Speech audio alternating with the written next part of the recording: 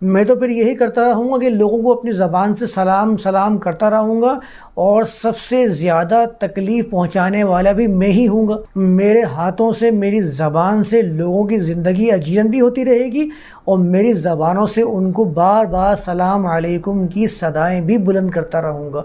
यही है मेरा हाल। ये फ़कत ज़बान से कहने वाले कलिमात नहीं हैं, बल्कि ज़ात से सादिर होने वाले आमाल हैं। तो सलाम अलैकुम अगर आप करते भी हैं ज़बान से, तो ये आपके अमल को सादिर करने के लिए है। अगर आपका अमल उसके साथ सलामती वाला नहीं है और आप फिर भी सलाम अलैकुम, ये सलाम अलैक या अस्सलामु अलैकुम कह रहे हैं उसको, और दिल में आपके चोर है, दिल में आपकी उसके लिए नफ़रत है, आप चाहते हैं उसके लिए बिगाड़ पैदा करना, इसको मुनाफ़क़त कहते हैं, डुअल पर्सनैलिटी कहते हैं।